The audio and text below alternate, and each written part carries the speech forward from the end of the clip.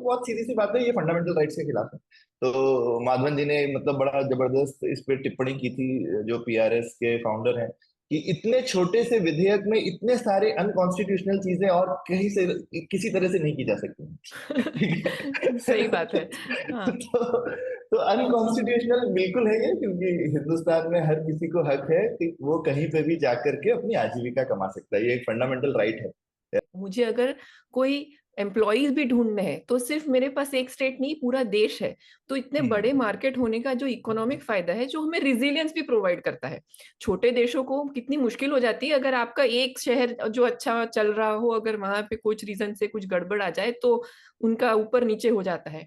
हमारा देश इतना रिजिलियंट इसीलिए है ना, क्योंकि हम एक बड़ा देश है। तो एक जगह पे अगर कम एम्प्लॉयमेंट है तो कहीं और ज्यादा है, तो लोग एक जगह से दूसरी जगह जा सकते हैं, अपने एम्प्लॉयमेंट ढूंढ सकते हैं। 2019 में हम लोग रिसर्च देख रहे थे इसके ऊपर, तो पूरे विश्व में जो हाईटेक इंडस्ट्री है वो बहुत कॉन्सेंट्रेटेड होती है।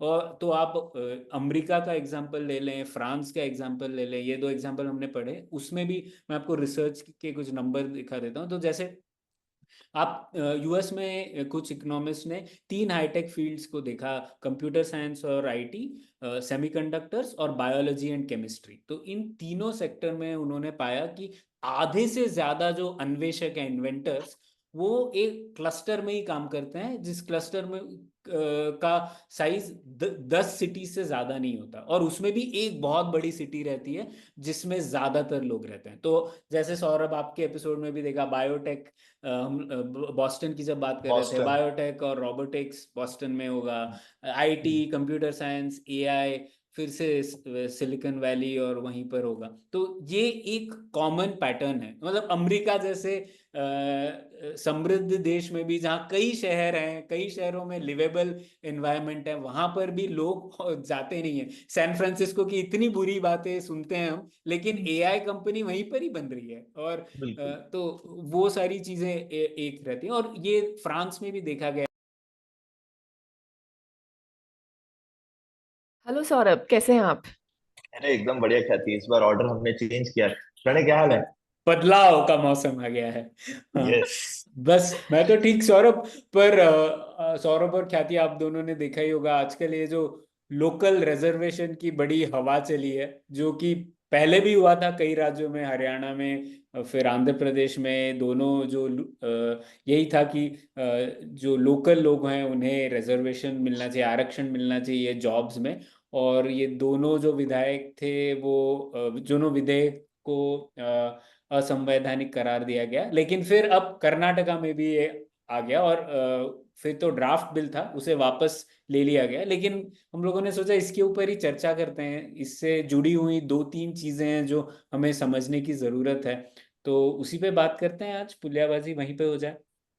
बिल्कुल। और खासकर बैंगलोर में इसमें खूब हल्ला मचा, और काफी लोगों ने ऐसे प्रिटेंड किया कि ये पहली बार हो रहा है इंडिया में, जो कि मुझे एक लगा कि चलो बैंगलोर की खासियत है, क्योंकि बैंगलोर इतनी कॉस्मोपॉलिटन जगह है कि यहाँ पर ये सुन के लोगों को एकदम, जिसको बोलते हैं, कि लगा कि ये क्या हो रहा है, बैंगलोर में ऐसा नहीं हो सकता। हम्म। जबकि गुड़गांव में हो गया, किसी ने कोई बॉदर ही नहीं किया, हो गया तो हो गया। कौन, राइट। और थोड़ा सा आई थिंक एंगल भी है, यहाँ भी कांग्रेस की सरकार है, तो जो बीजेपी समर्थक हैं उनको ज्यादा उसका अपोजिशन करना है। और क्या कहते हैं, हरियाणा में बीजेपी की सरकार थी जिन्होंने वो विधेयक पेश किया। तो ये हर इशू में एक आपको, आप किसको सपोर्ट कर रहे हैं इशू को, वो आप किस पार्टी के वफादार हैं उस पर बहुत निर्भर हो गया है आजकल, हाँ। ऑनलाइन खासकर। तो हाँ। ये थोड़ी सैड चीज है।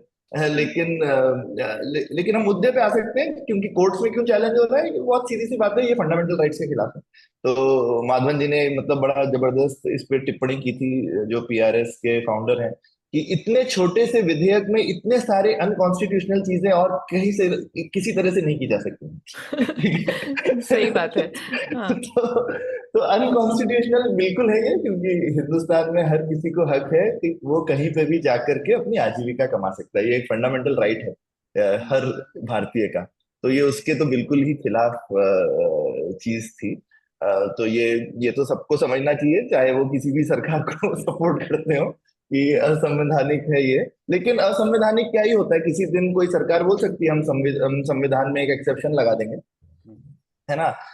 बुरे आइडियाज हमने जैसा बहुत बार देखा है कि कोई भी बुरा आइडिया जो है वो ऐसा नहीं है कि नहीं हो सकता, हर बुरे आइडिया का दिन आ सकता है। हाँ ठीक है। तो, हाँ तो हमको बुरे आइडियाज को डिस्कस करना चाहिए। अब कोई सोच सकता है कि ये वन रैंक वन पेंशन कैसे हो सकता था, पर हो गया ना एक दिन। ठीक हम्म, है। तो इस तरीके की कोई भी बुरे आइडियाज जो है वो हो सकते हैं, तो हमको लाइटली तो नहीं लेना चाहिए। तो अच्छा है, आज ये डिस्कशन करना चाहिए। तो हाँ क्या कहती है ख्याति, आपका क्या ख्याल है इस बारे में? हाँ, एक संवैधानिक नहीं है वो आपका पॉइंट, तो मैं पूरी तरह मानती हूँ। उसके हम्म। अलावा भी एक पॉइंट है, अगर इकोनॉमिक स्टैंड पॉइंट से देखें तो हमारा इतना बड़ा देश होने का फायदा ये है ना कि हमें इतना बड़ा एक मार्केट मिलता है। मतलब आज मुझे अगर नौकरी ढूंढनी है तो मुझे एक ही शहर या स्टेट नहीं है, मेरे पास बहुत सारी जगह है। मुझे अगर कोई एम्प्लॉयज भी ढूंढने हैं तो सिर्फ मेरे पास एक स्टेट नहीं, पूरा देश है। तो इतने बड़े हम्म। मार्केट होने का जो इकोनॉमिक फायदा है, जो हमें रिजिलियंस भी प्रोवाइड करता है। छोटे देशों को कितनी मुश्किल हो जाती है अगर आपका एक शहर जो अच्छा चल रहा हो, अगर वहां पे कुछ रीजन से कुछ गड़बड़ आ जाए तो उनका ऊपर नीचे हो जाता है। हमारा देश इतना रिजिलियंट इसीलिए है ना क्योंकि हम एक बड़ा देश है। तो एक जगह पे अगर कम एम्प्लॉयमेंट है तो कहीं और ज्यादा है, तो लोग एक जगह से दूसरी जगह जा सकते हैं, अपने एम्प्लॉयमेंट ढूंढ सकते हैं। जो कंपनियां हैं जो कंपनियों को भी फायदा होता है कि भाई कहीं ना पूरे देश का टैलेंट पूल उनको मिल रहा है। अब वो अगर छोड़ के आपने अगर ऐसा कर दिया कि ये कर्नाटका का एक टैलेंट पूल वर्सेस आंध्रा का एक टैलेंट पूल, तो हम तो अपने टैलेंट पूल को पूरा तितर बितर कर देते हैं हम छोटे छोटे। उसके बाद फिर हमारी जो एडवांटेज है इतने बड़े कंट्री होने की, हमारी रिजिलियंस भी घट जाएगी। ऑप्शन सबके लिए घट जाएंगे, इवन एम्प्लॉय के लिए घटेंगे। और कर्नाटका वाले लोगों के लिए, आज अगर कर्नाटका ने इस प्रकार का ड्राफ्ट बिल लाए हैं ये सोच के कि वो कर्नाटका के लोगों का फायदा कर रहे हैं, राइट। पर ये आप अगर डोमिसाइल वगैरह की रिक्वायरमेंट्स ऐड करने के बाद आप फ्रिक्शन ही ऐड कर रहे हो ना अपने लोगों के लिए भी। तो मुझे नौकरी ढूंढने से पहले पहले अब मुझे डोमिसाइल सर्टिफिकेट लेने जाना पड़ेगा, फिर मुझे उस हिसाब से नौकरी मिलेगी। तो मुझे तो ये इसमें काफी सारी दिक्कतें और भी ऐसे लगती है कि है। हाँ, आप बताइए प्रणय। हाँ, नहीं आपने जैसे कहा, पहले तो समझ ले क्या था, Karnataka state employment of local candidates in the industries factories and other establishments bill. तो उसके तहत कह रहे थे कि 75% आरक्षण होगा नॉन मैनेजमेंट जॉब्स में और 50% मैनेजमेंट जॉब्स में, हर इंडस्ट्री में। तो ये प्राइवेट सेक्टर के लिए भी लागू था। हम्म। और दूसरी बात यह है कि इसमें जो कौन लोकल है उसकी भी परिभाषा बहुत ही अटपटी सी है। तो मतलब जनरली लोकल पर ऐसे निर्धारित की जाती है कि आप बन सकते हैं लोकल, जैसे अगर आप वहाँ की भाषा सीख ले या आप कुछ चीजें करें तो आपके खिलाफ ये लागू नहीं हो सकता। लेकिन इसमें ऐसी कंडीशन थी कि आपको यहाँ पे बॉर्न भी होना पड़ेगा स्टेट में, और कुछ समय यहाँ पे गुजारना भी पड़ेगा, 10-15 साल, और आपको कन्नड़ा लिखते और पढ़ते आना चाहिए। तो मतलब ठीक है, आप कन्नड़ा सीख तो सकते हैं लिखना पढ़ना, लेकिन आप अपनी जन्म स्थल तो नहीं बदल सकते ना।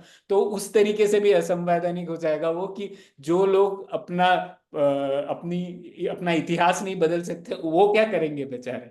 तो हम्म। खैर वो भी गड़बड़ चीज थी। मुझे तो लगता है ये ऐसी बनाई गई थी कि वो ये थोड़ा सा उसको धक्का देंगे तो वो चरमरा जाएगा ये बहुत बिल। खैर, तो लेकिन जैसा आप कह रहे थे सौरभ की, ये एक अब हवा चल रही है ऐसी, और क्योंकि हमें पता है कि एक अनएम्प्लॉयमेंट का प्रॉब्लम तो है ही, और अनएम्प्लॉयमेंट के लिए एक बहुत ही सही सिंपल सा सॉल्यूशन है कि अनएम्प्लॉयमेंट बढ़ रही है तो क्या करें, हम आपके लिए आरक्षण कर देंगे बस। तो करेक्ट। उस तरीके से ये हवा पकड़ रहा है, और इसीलिए इससे इसके क्या परिणाम होंगे वो हमें समझना जरूरी है। तो उसी के ऊपर मैं कुछ चीजें सुना देता हूँ। ये हमारे बाय द वे, क्योंकि तुमने ये पैदा होने वाली खासकर चीज कही ना, तो ये मुझे जो जम्मू कश्मीर में स्टेट सब्जेक्ट होता था ना उसकी याद दिला रहा था। तो धारा 370 आपको ये अलाउ करती थी संविधान के अंदर ही, क्योंकि संविधान हमारा ही है ना, हम उसमें हम्म, कोई भी बना ही सकते हैं। और 370 के आगे तुमको पता है ये एफ तक है। ठीक है, हाँ वो हाँ क्या कहते हैं, जम्मू कश्मीर का खत्म हुआ है, बाकी जगहों पे वो है हाँ, अभी भी। वो 371 है। हाँ तीन हाँ। सौ इकहत्तर में ए से एफ तक जो है। हम्म, तो कोई राज्य कर्नाटका जैसा बोल सकता है कि भाई कल को 371 जी बना दो भैया मेरे लिए। ठीक हम्म, है। तो वो स्टेट सब्जेक्ट ऐसे ही वहां का स्टेट सब्जेक्ट तो और भी ज्यादा वो था, उसमें तो आपके माँ बाप को भी होना चाहिए उनका होना चाहिए था, अदरवाइज आप स्टेट सब्जेक्ट वहां पे पैदा होने से आपको नहीं मिलता था डोमिसाइल। और ये दुनिया के बाकी जगहों से भी, मतलब जैसे फेमस आई थिंक मलेशिया का भूमिपुत्र लेजिस्लेशन, वो इसी तरीके का होता है कि अगर आप भूमिपुत्र हैं और भूमिपुत्र के यही सब डेसिग्नेशन है, आप वहां पे भूमिपुत्र नहीं बन सकते, एकदम कुछ वो स्टेट सब्जेक्ट टाइप जम्मू का जैसा होता था। तो फिर आपके भूमिपुत्र होने से रिजर्वेशन हैं वगैरह। तो इसमें मैं बोलूंगा ख्याति देश के लेवल पे लोगों ने ये किया है, और मलेशिया एक सक्सेसफुल इकोनॉमी है इस तरीके की रिजर्वेशन करने के बावजूद। तो लोग ये एग्जाम्पल्स देखते हैं और उनसे सीखते हैं। तो ये एक मैं चीज ऐड करना चाहता हूँ कि ये अब हिंदू, ये जो हमारे यहाँ एक थोड़ी सी आजकल नेशनलिज्म की बहुत तेज हवा जो चली हुई है, ये उसी का एक और रूप है। लोगों को लगता है कि एक जगह रुक जाएगा क्या, वो आगसी हमारा हिंदुस्तान का जो नेशनलिज्म है वो थोड़ा उदारवादी नेशनलिज्म है, लेकिन आप जैसे ही उसको संकीर्ण नेशनलिज्म बना देते हैं यूरोप स्टाइल, तो यूरोप में तो यही होता है ना, तो लोग बोलेंगे कि अच्छा अगर ऐसा है तो हम भी अपना लगा लेते हैं, हमारी भी भाषा, हमारा भी वो एक सब नेशनलिज्म जिसको कहते हैं, और आप वो एक हवा उसको आप लेजिटिमेसी देंगे, तो अंदर यहाँ पे जो तुलु बोलते हैं वो कहेंगे हमारा भी क्यों नहीं होना चाहिए, हमारी लैंग्वेज को भी स्टेट लैंग्वेज बनाइए, तो हमारी एक स्टेट दे दीजिए। जो कुर्ग हैं वो कह सकते हैं हमारा भी बना दीजिए। कोई दूसरे लोग भी ऐसा बोल सकते हैं। तो ये एक नेशनलिज्म बड़ी एक डिवाइसिव थोड़ी सी वो है, हम अक्सर उसको बड़े राष्ट्रवादी होने को पॉजिटिवली देखते हैं, और इंडियन राष्ट्रवाद थोड़ा पॉजिटिव था भी, जो हमारा आजादी में जिस तरीके का राष्ट्रवाद था, लेकिन थोड़ा जो मॉडर्न नेशनलिज्म चल रहा है हवा, वो जिसको बोलते हैं ना कि एक बार आग लगेगी तो फिर सारे ही घर आएंगे में। वैसे मैं आपके जो भूमिपुत्र पॉइंट पे जोड़ दूं कि भूमिपुत्र पॉलिसी के ऊपर ही सिंगापुर को एक तरीके से मलेशिया से अलग हो जाना पड़ा था, और आज हम्म, मलेशिया की इकोनॉमी के सामने सिंगापुर की इकोनॉमी पर कैपिटा बहुत ज्यादा है। बहुत, तो हाँ आई ये बात ठीक थिंक है। ऐसी संकीर्ण पॉलिसी के सामने थोड़ी उदारवादी, जिसमें सब ज्यादा सेक्युलर पॉलिसी तो ज्यादा विन करती है, ऐसा लगता तो है ऐसा। एग्जाम्पल है हमारे सामने सिंगापुर हाँ मलेशिया का। सही में बिल्कुल, मतलब बहुत बढ़िया खाती सिंगापुर एग्जाम्पल, में हाँ। कितना मतलब सोचिए मलेशिया का क्या होता हाल अगर सिंगापुर मलेशिया का अभी भी हिस्सा होता तो उनको तो हिस्सा मिलता था होता। ना हाँ फायदा, उसका वही तो एडवांटेज वही मिलता तो था। बिल्कुल हाँ हम्म, हाँ। सही बात। ठीक है। हाँ तो आगे बढ़ते हैं तो फिर पहले तो हम लोग कुछ पॉइंट समझ लेते हैं जिससे कि हम्म। अगली बार अगर एक और कोई स्टेट ये चीज करेगा तो ये एपिसोड हम उनके ऊपर थोप देंगे। तो तो कुछ क्या चीजें हैं जो गड़बड़ हो सकती हैं इसमें, और ये मेरे जो सह लेखक हैं RS जे उन्होंने लिखा था। तो वो पॉइंट्स में थोड़े गिना देता हूँ पहले हमारे न्यूज़लेटर से। तो एक तो पहले सबसे पहले आरक्षण ये भी है सौरभ, जैसा आप कह रहे थे नेशनलिज्म, वैसे ही आरक्षण भी है। एक बार आप आरक्षण किसी एक हिस्टोरिकल इनजस्टिस को ठीक करने के लिए ले आते हैं, फिर आरक्षण अलग अलग रूप लेने लगता है। तो पहले हम्म। तो अब ये आरक्षण सिर्फ मतलब किसी हिस्टोरिकल इनजस्टिस की कोई बात ही नहीं हो रही है, बस ये बोल रहे हैं हम्म। कि हमें चाहिए, बस हमको हम्म। जॉब्स चाहिए तो हमको हम्म। रिजर्वेशन चाहिए हाँ, आरक्षण। आपके पास एक हम्म, टूल आ गया, ये हथौड़ा है। अब कोई हाँ भी प्रॉब्लम देख रही है तो ये हथौड़ा तो हम यूज कर ही सकते हैं, क्योंकि आरक्षण का हथौड़ा सबको समझ में आता है, बिल्कुल। सबको समझ।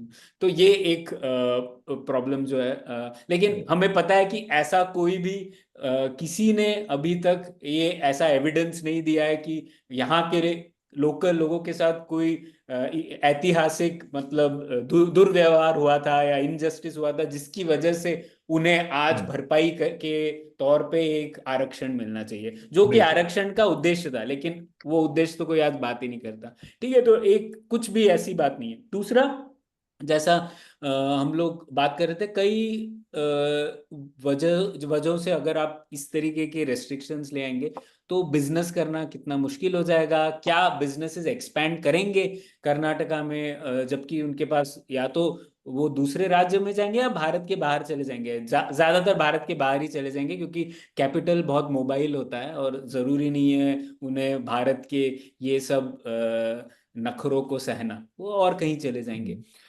तीसरा, बिल्कुल।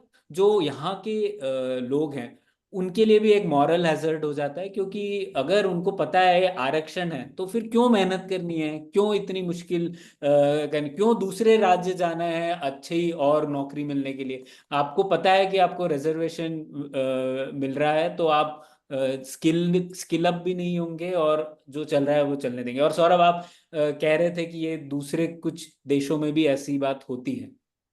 बिल्कुल बिल्कुल। ये तो क्या कहते हैं, और लोग करते ही हैं। मतलब आप देख लीजिए, यूएई में एमिराती एमिराती लोगों के साथ में ऐसा होता है, तो आप एमिराती लोगों को दूसरे देशों में जाके अच्छा करते हुए नहीं देखेंगे। बाहर के लोग आके दुबई में अच्छा करते हैं, और दुबई बहुत वेलकम करता है बाहर के लोगों को, क्योंकि वहाँ बहुत बड़ा नहीं है इस तरीके का रिजर्वेशन, क्योंकि लोकल पॉपुलेशन भी बहुत छोटी सी हम्म। है ना। तो लेकिन वो ऑलमोस्ट मैंडेट करते हैं कि हर एमिराती को, आपको अगर जॉब आएगा लेने के लिए तो देना पड़ेगा। हिंदुस्तान में ये प्रॉब्लम है कि अलग स्केल की है, क्योंकि हमारी खुद की आबादी काफी है। तो ये एक बिल्कुल दिक्कत की बात है। और आपने बोला जैसे रूट कॉज तो यही है कि नौकरियां है ही नहीं, तो फिर अब कम चीज के लिए लोग जीरो सम गेम बना देते हैं ना, कि भाई मैं सिर्फ दूसरे का हिस्सा लेकर ही क्या अपना हिस्सा बना सकता हूँ।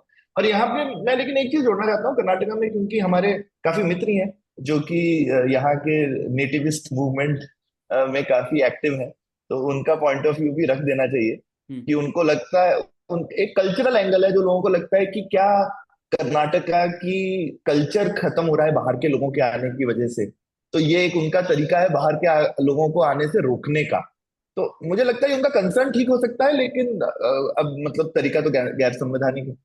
तो हम्म। इंडिया फाइनली भाई यूनियन ऑफ स्टेट्स ऐसा हम बोलते हैं, लेकिन स्टेट संप्रभु नहीं है। संप्रभुता जो है वो सिर्फ राज्य की है, और भारत सरकार की है सिर्फ। बाकी सब चीजें तो हम कितने भी राज्य बना सकते हैं इस देश में, और कितने भी राज्यों के टुकड़े कर सकते हैं, उनको जोड़ के नए राज्य भी बना सकते हैं। ऐसी कोई राज्य जो है वो कोई एक ऐसी चीज नहीं है जो कि हिलडुल नहीं सकती। तो ये मुझे लगता है कि ये चाह है, तो ये वो नेशनलिज्म वाली चीज है कि एक जिसको बोलना चाहिए कि भाषीय राज्यवाद हम्म। जो पनप रहा है, ये इसको हमको समझना तो चाहिए। हम्म। इसको हम सिर्फ नकार नहीं सकते, और ये कोई इकोनॉमिक आर्गुमेंट नहीं है, तो इसको एनालिटिकली डिफाई करना बड़ा मुश्किल है। तो ये समझना चाहिए, ये संवेदनशील चीज है, और लोगों की भावनाओं को समझना चाहिए। हो सकता है कुछ हद तक ये बिल वैसा ही हो कि भावनाओं की कद्र भी हो गई और बिल पास भी नहीं हुआ, कि हाँ। भाई नहीं, लोकल सरकार एक तरह से हिंट दे रही है। नहीं, पर हम्म, बुरे क्या आइडियाज बहुत दूर तक उनकी जाते हैं, ये फैलाव बहुत बिल्कुल दूर ठीक। तक होता है। तो बिल्कुल बिल्कुल, ये ठीक बात है। और कोई थोड़ा और इंटेलिजेंट लॉ लेकर आएगा अगले इलेक्शन के करेक्ट, पहले और बिल्कुल किसी राज्य में तो बिल्कुल। इसीलिए जरूरी है ये हम्म। एपिसोड बहुत सदाबहार रहेगा। लेकिन नहीं, और ये हाँ। भाषा का प्रॉब्लम ये है ना कि हमारे यहाँ पे है राज्य तो हमारे 30 या जो भी, बट भाषाएं तो अनेक है, मतलब हर जगह हम्म। पे उसका तो कोई एंड ही नहीं है अगर हम अलग अलग ले, करना चाहे तो। लेकिन कुछ भाषाओं को लाठी मिल गई है, तो वो लाठी को अपनी यूज करना चाहते हैं, बाकी भाषाओं के पास लाठी नहीं है। तो अब ये इसमें कोई फेयरनेस की बात नहीं है, खैर। ये बस सीधी सी बात है, किस भाषा के पास लाठी आ गई है। ठीक है। हाँ, और वो अब हिंदी के पास सबसे बड़ी लाठी है, वो भी यूज होती है ना, ऐसा नहीं है कि हिंदी की वो भी लाठी नहीं यूज हो रही है। तो हिंदी के पास सबसे बड़ी लाठी है, अंग्रेजी की नेचुरल लाठी है एक तरह से। तो वो क्योंकि इकोनॉमिक एडवांटेज है, पर बाकी जो राज्य का जो वेट है पीछे, हिंदी के पीछे है हिंदुस्तान में, और जिन राज्य सरकारों के पास पावर है उनके पीछे। बाकी की तो किस्मत खराब। बिल्कुल। हम्म। तो आगे बढ़ते हैं, और दो तीन चीजें हैं जो होंगी और हम अभी से उनकी अपेक्षा कर सकते हैं ये सब अवांछित इफेक्ट्स की। तो एक तो ये भी है कि रेंट सीकिंग बढ़ेगी। हम्म। और डोमिसाइल सर्टिफिकेट, अब कौन देगा आपको डोमिसाइल सर्टिफिकेट, किस तरीके से आप हम्म। हासिल करेंगे। किसी बिजनेस को अगर प्रूव करना है कि कौन 75% उनके नॉन मैनेजमेंट जॉब्स में लोकल है, तो किस तरीके से आपको परमिशन मिलेगी। तो आपको पता है क्या होने वाला है, कितना करप्शन होने वाला है, हम्म। ओवर रेगुलेशन बढ़ेगा, पनिशमेंट के लिए फिर घूस दी जाएगी वगैरह वगैरह। मतलब बिजनेस करना और मुश्किल हो जाएगा। सौरभ, आपके लिए नया चैलेंज खड़ा करना चाहती हैं सरकारें। और फाइनली जो पॉइंट ख्याति ने बोला, शायद वो सबसे ज्यादा महत्वपूर्ण वही पॉइंट है। हम लोग कहते हैं जीएसटी से हम लोग वन नेशन वन टैक्स कर देंगे, और सबसे बड़ा तो देश को का एकीकरण होने का ये था कि एक लेबर मार्केट होगा। और अगर हम हम्म। आप टैक्स सेम कर देंगे लेकिन लेबर मार्केट को डिवाइड कर देंगे तो फायदा क्या होगा, मतलब आप हम्म। और उल्टे ही चले गए। तो ये हम्म। सब चीजों की वजह से काफी नुकसान होगा, उस राज्य को भी होगा और मुझे लगता है पूरे भारत को भी होगा। तो इन सब कारणों की वजह से इन नीतियों का पुरजोर विरोध होना चाहिए, और होता भी है एक तरीके से, लेकिन ये आइडिया को अगली बार आने ही दे, पनपने नहीं देना चाहिए, ऐसे बिल्कुल हमें करना है। बिल्कुल। प्रणय, इस पे आपका एक अलग पॉइंट ऑफ व्यू है जो आपने अपने न्यूज़लेटर में लिखा है कि क्योंकि काफी बार हम लोग ये कहते हैं कि ठीक है, अगर एक खराब पॉलिसीज लाएंगे तो कर्नाटका का नुकसान होगा और शायद आंध्र प्रदेश का फायदा हो जाए, हैदराबाद में सारी आईटी कंपनी चली जाए। लेकिन आपका पॉइंट ऑफ व्यू ये है कि ऐसा नहीं होगा और ज्यादातर भारत को एज अ, क्योंकि वो ऐसा, तो आप बताइए कि आपको ऐसा क्यों लगता है कि ऐसा नहीं होगा और नुकसान ज्यादा होगा उस हिसाब से। हाँ, नहीं, ये इम्पोर्टेंट पॉइंट है वही, क्योंकि मैंने देखा लोगों ने जब ये हुआ, इसका विरोध हुआ, और लोगों ने ये कहा कि ठीक है, बैंगलोर के ट्रैफिक प्रॉब्लम सॉल्व हो जाएंगे और लोग दूसरे शहरों में जाएंगे, लेकिन एक्चुअली ऐसा होता नहीं है। और मुझे लगता है यहाँ की सरकार को भी पता है कि ऐसा होगा नहीं, क्योंकि इसका कारण है एकीकरण प्रभाव, जिसे कहते हैं अग्लोमरेशन इफेक्ट्स। तो हम लोगों ने देखा है, और मतलब और भी मैं उदाहरण दे दूं, क्योंकि जब ये हुआ तो आंध्र प्रदेश के अभी जो नए मिनिस्टर हैं, उन्होंने भी ये ट्वीट किया, नैस्कॉम को बोला कि आप निराश मत होइए, आप यहाँ पर आ जाइए, हम लोग आपको बहुत अच्छी फैसिलिटीज देंगे, वाइजैक में आप IT services, AI data centre बनाइए, ये वो। और 2 साल पहले तेलंगाना के जो आईटी बीटी मिनिस्टर थे, उन्होंने भी ऐसे ही बोला था, जब लोग अपने नॉर्मली ट्विटर पे बैंगलोर के लोग दुखड़ा अपना सुना रहे थे ट्रैफिक वगैरह का, तो फिर से उन्होंने बोला कि आप टेंशन मत लो, आप हैदराबाद आ जाओ। लेकिन हमें पता है ऐसा होता नहीं है। कई सालों से, दशकों से चेन्नई, पुणे, मुंबई, जयपुर, दिल्ली, हैदराबाद कोशिश यही कर रहे हैं कि बैंगलोर जैसा और एक बैंगलोर खड़ा कर दे, लेकिन हुआ नहीं है अभी तक।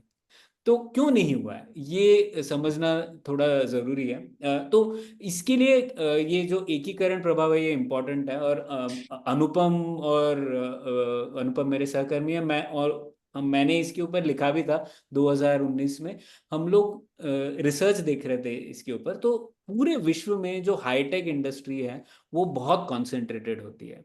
और तो आप अमेरिका का एग्जांपल ले लें, फ्रांस का एग्जांपल ले लें, ये 2 एग्जांपल हमने पढ़े, उसमें भी मैं आपको रिसर्च के कुछ नंबर दिखा देता हूँ। तो जैसे आप यूएस में कुछ इकोनॉमिस्ट ने 3 हाईटेक फील्ड्स को देखा, कंप्यूटर साइंस और आईटी, सेमीकंडक्टर्स और बायोलॉजी एंड केमिस्ट्री। तो इन तीनों सेक्टर में उन्होंने पाया कि आधे से ज्यादा जो अन्वेषक हैं, इन्वेंटर्स, वो एक क्लस्टर में ही काम करते हैं, जिस क्लस्टर में का साइज 10 सिटी से ज्यादा नहीं होता, और उसमें भी एक बहुत बड़ी सिटी रहती है जिसमें ज्यादातर लोग रहते हैं। तो जैसे सौरभ, आपके एपिसोड में भी देखा, बायोटेक, हम बॉस्टन की जब बात कर रहे थे, बॉस्टन। बायोटेक और रोबोटिक्स बॉस्टन में होगा, आईटी, कंप्यूटर साइंस, एआई फिर से सिलिकॉन वैली और वहीं पर होगा। तो ये एक कॉमन पैटर्न है। मतलब अमेरिका जैसे समृद्ध देश में भी, जहाँ कई शहर हैं, कई शहरों में लिवेबल एनवायरनमेंट है, वहां पर भी लोग जाते नहीं है।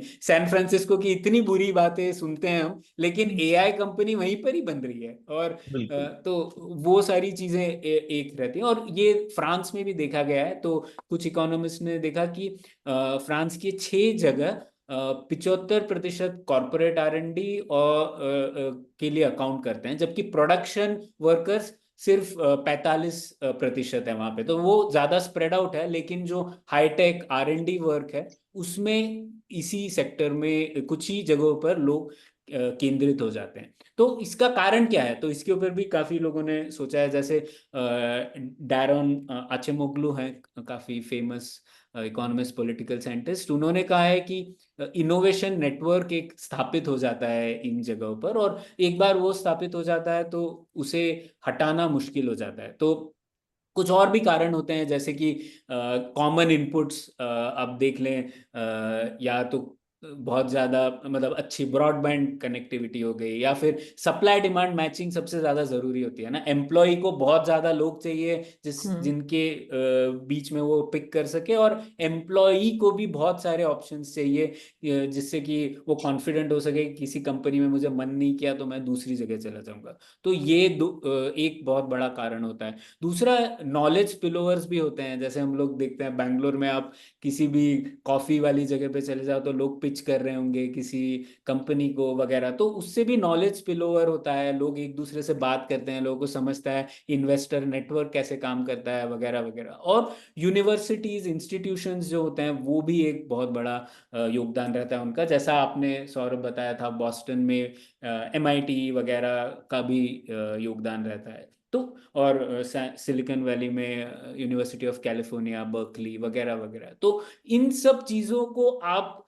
की वजह से ये एकीकरण प्रभाव बहुत स्ट्रांग होता है। और जस्ट अगर इस तरीके की नीति भी आ गई तो इससे ये नहीं होगा कि बैंगलोर का जो नुकसान होगा वो हैदराबाद का फायदा होगा। इससे इसका नेट रिजल्ट ये होगा कि पूरे भारत को नुकसान होगा। तो जितना बैंगलोर को नुकसान होगा उसका उतना फायदा हैदराबाद को नहीं होगा। कंपनी बोलेगी मेरे को बिजनेस ही नहीं करना है इंडिया में, क्योंकि एक और बैंगलोर मैं इंडिया में नहीं खड़ा कर सकता। मैं US में एक और सिलिकॉन वैली नहीं खड़ा कर सकता, तो इंडिया में एक और बैंगलोर कैसे हो सकता है। तो लोग फिर किसी और शहर में किसी और जगह पे जाएंगे जहां पर ये सब फैक्टर्स जो बैंगलोर में काम किए हैं वो शायद उभर कर आए। वो भी मुश्किल होगा, लेकिन शायद ये नुकसान पूरे विश्व के लिए ही हो, लेकिन हम लोग ये डेफिनेटली कह सकते हैं भारत के लिए तो हो गई। तो इकोनॉमिस्ट इसके लिए एक शब्द यूज करते हैं, डेड वेट लॉस। मतलब इसका नुकसान और किसी को नहीं जाएगा। ये मतलब पूरी तरीके से एक टोटल नुकसान होता है सब जगह को, और किसी को इसका फायदा उस तरीके से नहीं होगा। तो ये सिस्टम मुझे का लगता है एडिशनल बहुत। भार है जिसका कोई फायदा नहीं है, बस भार है ये। हाँ, बिल्कुल। हम्म।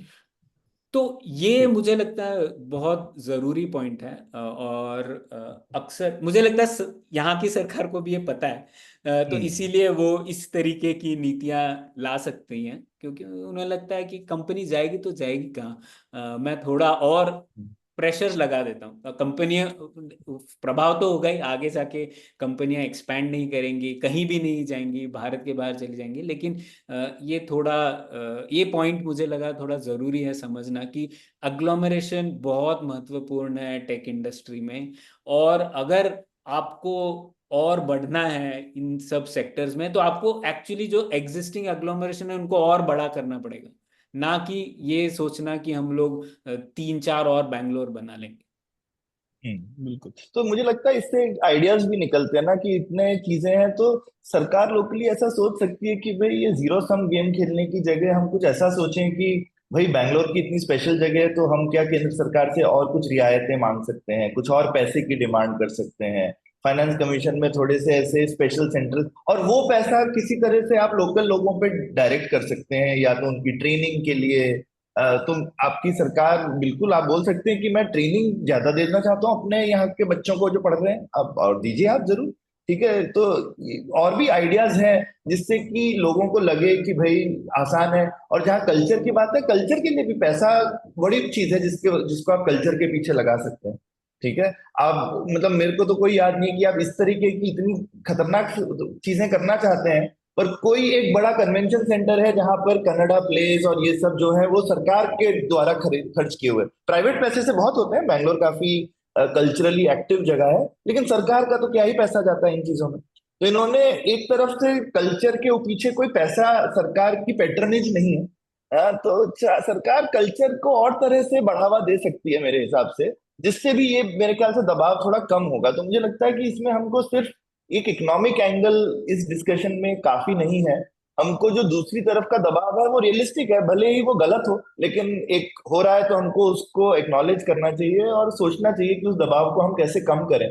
तो मुझे ऐसा लगता है कि कर्नाटक सरकार और यहाँ की शायद कंपनियां भी अगर लोकल कल्चर से, लोकल लैंग्वेज से ज्यादा एंगेज करे, बिना कोएर्शन के, जॉब्स को लेकर के नहीं बाकी किसी तरह से, तो भी एक अच्छी चीज होगी। लोकल फेस्टिवल्स को स्पॉन्सर करना, लोकल रिवायतों को स्पॉन्सर करना, तो थोड़ा पैसा लगाने की चीज है चीजों के पीछे।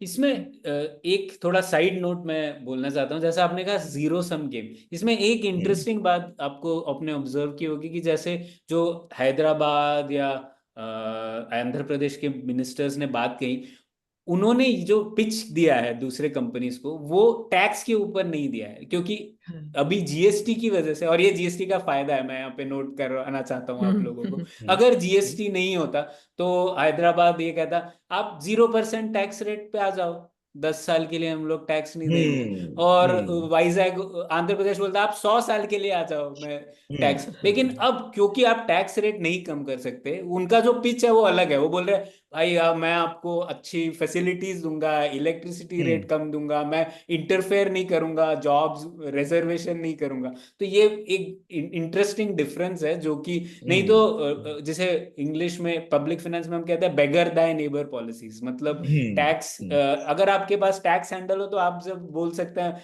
मैं फ्री में आपको दे दूंगा, फ्री लैंड फ्री टैक्स, आप आके बिजनेस कर लो, और उससे काफी फिर से डेड वेट लॉस होता है। जैसे पंजाब और हिमाचल प्रदेश में यही गेम हुआ। हिमाचल को हिली स्टेट है, उसको थोड़ा और फायदे भी थे, उन्होंने बहुत सारे टैक्सेस कम कर दिए, सब बिजनेसेस वहां से चंडीगढ़ और वहां से जाके हिमाचल में बसे। और गड्ढे में पंजाब चले ने गए। भी अब फार्मेसीज वगैरह में काफी पंजाब, फार्मेसी प्रोडक्शन काफी वहां पे हो रहा है नहीं। करेक्ट, हाँ। और पंजाब ने भी मतलब अपने पॉलिसी से अपने पैरों पे कुल्हाड़ी मारी, लेकिन हिमाचल ये कर सकता था। तो ठीक है, ये एक साइड नोट था। अब आ जाते हैं इस पॉइंट पे, सौरभ, क्या किया जा सकता है। तो मुझे लगता है जैसे कि आप कह रहे थे, अब भारतीय सरकार कह रही है विकसित भारत बनना है हमें 2047 तक।